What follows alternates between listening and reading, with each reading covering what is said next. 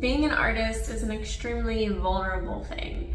Your insecurities, your fears, your traumas, whatever it is, they're gonna show up if you're exercising your creative energy, because you're gonna need to access your life force, you're gonna need to access your creative energy, and the more that you access this, the more that you're gonna start to feel all the little blockages. And so it's inevitable that you're going to come across this if you are wanting to dive deeper into a creative practice. So I am here to guide you through that. Hi there, thank you for being here, thank you for watching. I am so excited to share with you some of the practices that I use for moving through creative blocks. I hope that you get something from this video, and let's just go ahead and dive right in. The first practice that I want to share with you is affirmations and prayers. This is something that I like to do first thing in the morning. I sit at my altar and I just start to tune in to what is present for me in that moment. And I'll start to say an affirmation, whatever comes up for me. In this case, the affirmation that was at the forefront is, I value the work that I create. And I kept repeating that to myself over and over. And as I started to do that, the affirmation started to change and evolve. I started to feel a tension in my throat. And I said, I speak my truth from a grounded place. I speak my truth from a grounded place. And that one stuck for a while. And this is really powerful because it sets the tone for the rest of your day, and it gives you a mantra to come back to, so that if something comes up, a block comes up, an insecurity comes up, you remember that mantra that you repeated to yourself in the morning, and you can come back to that. I speak my truth from a grounded place. I value the art that I create. And know that all of those negative thoughts that keep coming back up, all of the not good enough thoughts, you can change those by just repeating that you value yourself instead of continuing to tell yourself that the work that you create is not valuable. There are a lot of benefits of affirmations that have been studied. So, if you want to go down a rabbit hole, you can certainly look into that. But it definitely helps to have some sort of structure, some sort of mantra to come back to. And doing this first thing in the morning is really going to set your tone for the rest of the day. The second practice that I want to share with you is to listen to your body. And here's a little clip of me after I did just that. I feel amazing. I feel so in love with myself. I feel like I want to give so much love to others. And so I just wanted to just share that. Yeah, if you're feeling icky, if you're not feeling good, just take a minute, drop in, what is it that you need? And go do it. So you can see that this is a really powerful practice that can completely shift your mindset, completely shift your day, especially if you're in a place where you're not really sure why you're feeling stuck, you're not really sure why you're in a bad mood, why you're not motivated to create. Instead of trying to force yourself through that feeling, take a moment to pause and just listen. Where does my body feel uncomfortable? What does my body need right now? These are really powerful questions. Simple but powerful. It might be that you're hungry. It might be that you're tired. It might be something so simple like that you're just ignoring a simple need. Or there could be something deeper, a deeper need that needs to be met, an emotional need that needs to be met. And when you tune into that energy, you're really giving yourself permission to be yourself. Instead of doing what you think you should be doing or what others think you should be doing, you're doing what you actually need to be doing for your own body, and that is going to completely change your life. With creative energy in particular, what you want to ask is, how does my sacral feel? How does this pelvic region feel? And that's going to give you a lot more clues into your creative energy and what's blocking that. For me, when I did this practice, what came up was cleaning, which was not what I was expecting. But when I really silenced my mind and my to-do list and what I thought I needed to be doing, what my body said was, you're irritated because the house is a mess. And so I was like, okay, I'm gonna take a few moments and just clean up a few things. And man, that really shifted the mood that I was in. That really shifted my day, and I felt so good after that. I felt so in my body, and like the energy was able to move through me so much more clearly. And yeah, so I cannot stress enough, this is an important practice. And what comes up for you might not make sense logically to you in the moment, but I want to encourage you to follow that anyways, even if you're like, no, that's dumb, like I really need to be doing this right now, that's silly. Follow it and just see where it takes you. When you listen to your sacral energy and you allow your sacral energy to express in the way that it needs to express in the moment, you're gonna open up so much more potential for that energy to move through you so much more freely and beautifully. And that brings me to the third practice, which is to clean. When you have a physically clean space, you're gonna feel so much more space mentally as well. Less physical clutter, less mental clutter.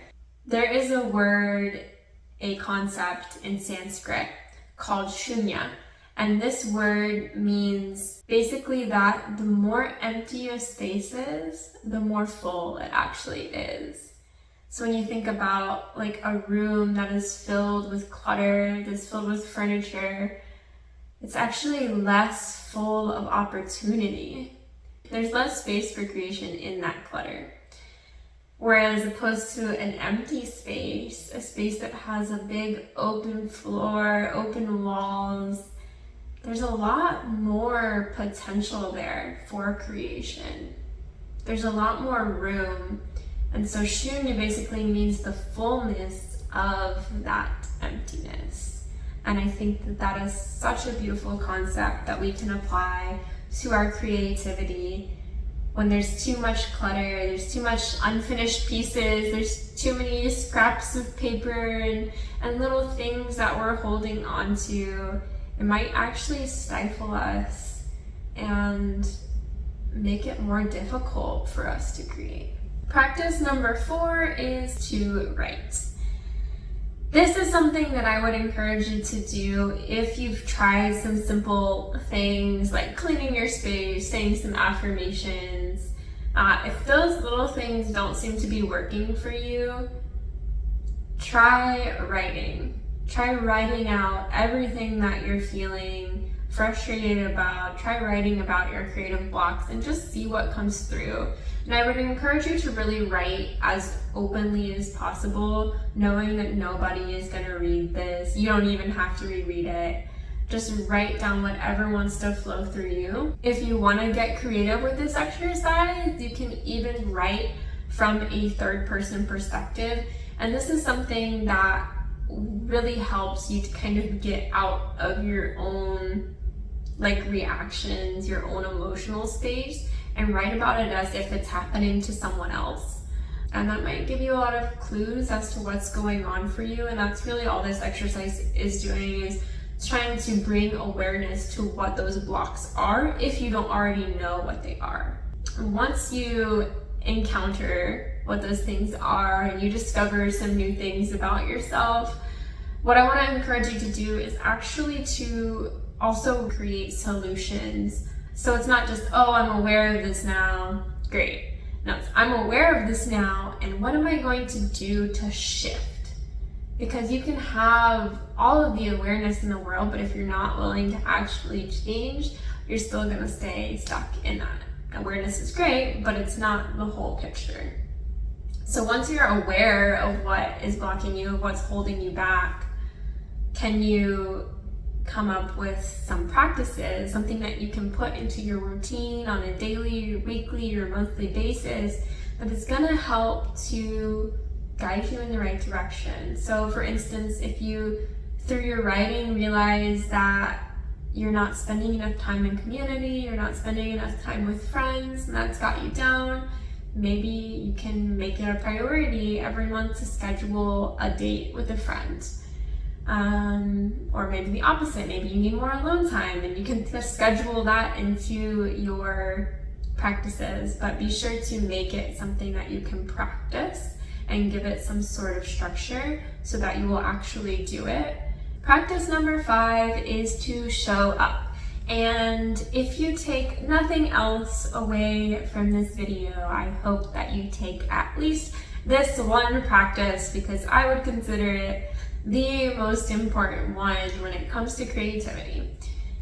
The most important thing that you can do is to continue to show up. Show up to the canvas, show up to your studio, show up to the potter's wheel, the guitar, whatever it is, just show up and commit yourself to doing the thing.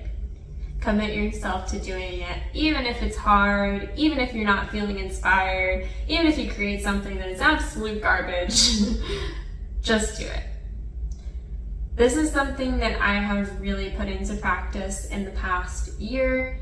I have decided to dedicate myself to doing at least 15 minutes of art every single day. And I am proud to say that I am over 200 days into this process, and I have learned and I have grown so much. And certainly there are days where I put in a lot more than 15 minutes. There have been days where I put in almost 8 hours, but there are also days where I literally just do the 15-minute minimum, and there are probably more of those days than there are the days where I'm working for hours. But even so, I can still see my progress. I'm growing so much in my art, and I'm so grateful that I made this commitment to myself. Even though some days I really am not feeling it, I've had a terrible day, the last thing that I want to do is make art at 3 in the morning because I got home late after a really shitty day. And I still try my very best to show up, to do 15 minutes of sketching if that's all I've got. Even if you do nothing else, if you continue to cultivate this relationship with your creativity where you're like, even if it's hard, I'm gonna show up for this. The more that you work on that relationship with creativity, the stronger that it's gonna get. Eventually, that creative relationship is going to be stronger than your relationship with any of the bullshit, with any of the negative thoughts. So just keep showing up and just keep doing it. The other thing that is really beneficial about this practice is that the more that you work on your art, the more that your skill is going to increase. And the more that your skill increases, the more confidence that you're gonna have in your art and in yourself, which is gonna start to quiet all of those negative thoughts that you've got going on. Practice number 6, and the last practice, is to use plants. Plants are such great allies to have on your side, and I have used them a lot in my own life and in my own practice to help me move through things that felt really difficult to move through on my own. And sometimes when we're experiencing blockages or we're not feeling creatively inspired, it might not have much to do with traumas or triggers or insecurities necessarily. Those things can come up, but it might have more to do with a hormonal imbalance or a chemical imbalance. It might have more to do with our physiological health. And so if you can bring some plant medicine into your life to help you shift those things internally, to help get your hormones back in balance, to help produce more serotonin perhaps, or more dopamine, those plants are going to help you a lot on your journey. And I personally have used some Chinese herbs to help me with my hormonal imbalances, which create a lot of just like dysphoria in my life, especially at certain times of my cycle. And so using those herbs has dramatically shifted my mental state. Here I am drawing St. John's wort, and St. John's wort is such a beautiful plant. It's such a beautiful medicine for depression. I just really love this plant, and I wanted to draw it after my trip to North Carolina, and I also painted it into this painting over here. My partner and I made a tincture of it that will be ready soon, and I'm really looking forward to integrating into my practice because I feel like having some herbal allies on my side will help me to get back to my creativity with more joy and with just more energy to give to it. Do some research or ask an herbalist if you know you have something going on in your body and you're not sure what would help you. If you want to comment below, I'm also happy to give suggestions, but I'm not a doctor, so always, ask someone who has expertise in that field before you start taking anything. And with plants, as with any medicine, I would say start slow if you're trying something new, just to see how your body responds to it. As you become aware of the things that are holding you back, be sure that you release them and just let them go. Take a bubble bath, get some rest, meditate, hang out with people that you love, and just keep moving forward. Thanks so much for being here. Thanks so much for listening. If you got some value out of all these tips, please give this video a like below, and I would love to know in the comments what are some of your practices that you use if you're feeling creatively blocked. It's inevitable that you're going to come across obstacles and challenges if you want to grow in your creative practice. And so just know that if you want to move forward, if you want to move through these creative blocks, you're going to discover more of yourself, and that's so beautiful. And it also might be challenging at times. Keep these tools close to you for those challenging times, and don't forget that there is always a way to get through it. And I'm here to help you. I'm here to guide you on your creative journey. So if you have any questions, please don't hesitate to reach out to me, and I will be happy to answer you. I'm sending you so much love and so many blessings. Thank you for being here. Thank you for watching. Until next time.